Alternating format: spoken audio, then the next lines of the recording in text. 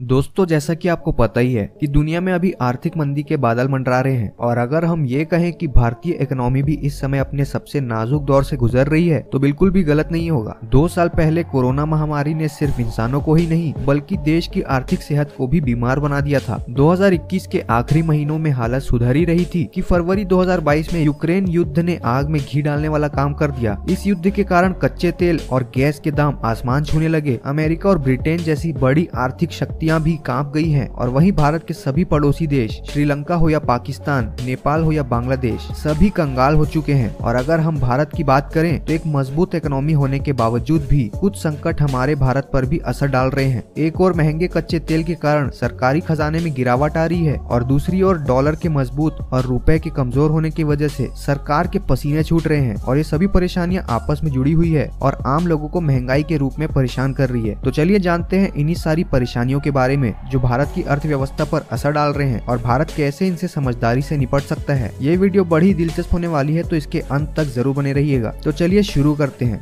महंगे ईंधन पर निर्भरता।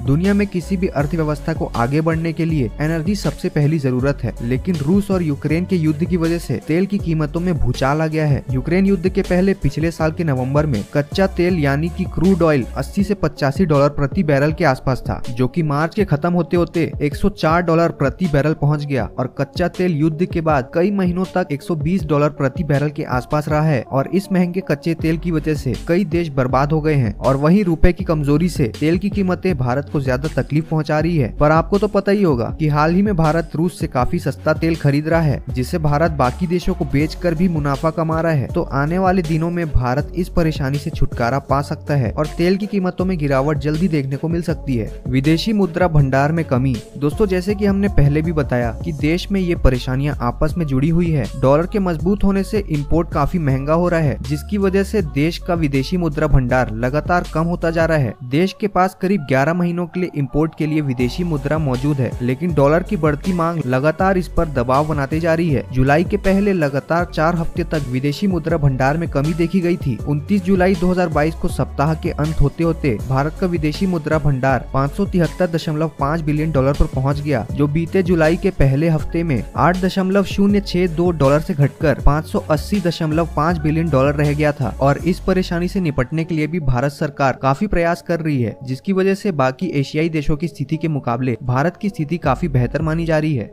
डॉलर की मजबूती या फिर रुपए की गिरावट। भारत की इस वक्त सबसे बड़ी परेशानियों में से एक है डॉलर में आई मजबूती या फिर रुपए में आई गिरावट। आप चाहे तो इसे एक ही सिक्के के 2 पहलू भी कह सकते हैं। फिलहाल अमेरिका मंदी की मार झेल रहा है, पर अमेरिका अपनी इकोनॉमी को जितना मजबूत बनाएगा, डॉलर पर निर्भर अर्थव्यवस्थाएं उतनी ही कमजोर होती जाएंगी। रुपए में आई गिरावट का एक कारण डॉलर की मजबूती भी है, जो भारत ही नहीं कई विकासशील अर्थव्यवस्थाओं की कमर तोड़ रही है। पाकिस्तान में $1 की कीमत 227 पाकिस्तानी रुपयों तक पहुंच गई है और नेपाल में देखें तो $1 की कीमत 130 नेपाली रुपीस के आसपास है। डॉलर के महंगे होने से देश में आने वाला सब इंपोर्ट का सामान महंगा हो जाता है, क्योंकि दुनिया भर के ज्यादातर देश डॉलर में ही बिजनेस करते हैं। सिर्फ एक साल में भारतीय रुपया 74 रुपए से 80 रुपए के ऊपर चले गया है। लेकिन इस परेशानी से भी निजात पाने के लिए भारत सरकार ने अपने देश में बाकी देशों के बैंक अकाउंट खोलने का फैसला लिया है, जिससे वॉस्त्रो अकाउंट कहा जाता है। और इस बड़े कदम से जो देश भारत में अपना खाता खुलवाएंगे उनको डॉलर में पैसों का लेन देन नहीं करना पड़ेगा, बल्कि वो भारतीय रुपयों में ही सौदा कर पाएंगे, जिसकी वजह से भारतीय रुपया मजबूत होगा।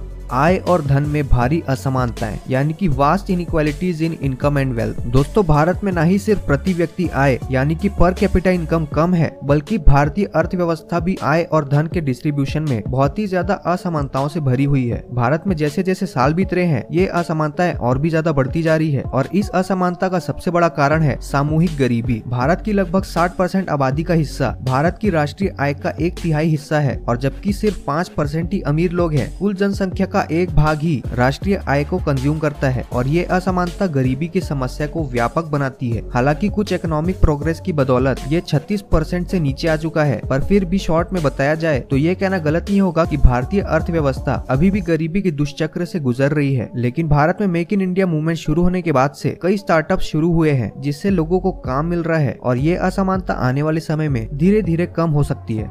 कृषि की प्रधानता यानी कि प्रीडोमिनेंस ऑफ एग्रीकल्चर। जो कम डेवलप्ड देश होते हैं वो मुख्य रूप से एग्रीकल्चर या खनन, मत्स्य पालन और जंगलों पर डिपेंड रहते हैं। National income in occupational pattern के रीजन स्ट्रक्चर के पॉइंट ऑफ व्यू से खेती की प्रधानता की बात की गई है। हमारे सकल घरेलू उत्पाद यानी कि जीडीपी का काफी बड़ा हिस्सा एग्रीकल्चरल सेक्टर से ही आता है। हालांकि 2007 से 8 में सकल घरेलू उत्पाद में इस क्षेत्र का कंट्रीब्यूशन घटकर 19.4% ही रह गया था। द्वितीयक या तृतीयक क्षेत्रों का कंट्रीब्यूशन देखा जाए तो 24.9% और 55.7% है। और इस प्रकार योजना के 58 वर्षों के बाद भी अकेले खेती हमारे राष्ट्रीय आय के 5वें हिस्से से भी कम प्रदान करती है। भारत का ऑक्यूपेशनल स्ट्रक्चर भी देखा जाए तो इसमें सिर्फ एग्रीकल्चरल सेक्टर का डोमिनेंस और इंडस्ट्रियल सेक्टर का पिछड़ापन ही दिखाई देता है। 2004-5 में भारत में 52% आबादी खेती में लगी हुई थी और भारत में खेती का प्रमुख स्थान होने के बाद भी ये सेक्टर अभी भी पिछड़ा हुआ है। अगर भारत को एग्रीकल्चर के क्षेत्र में भी आगे बढ़ना है तो इसके लिए किसानों को भी खुद अवेयर होना होगा और कई किसान जो पुराने तरीके यानी ट्रेडिशनल मेथड को अपनाकर काम करते हैं उसकी जगह उन्हें आधुनिक तकनीकों को अपनाना पड़ेगा।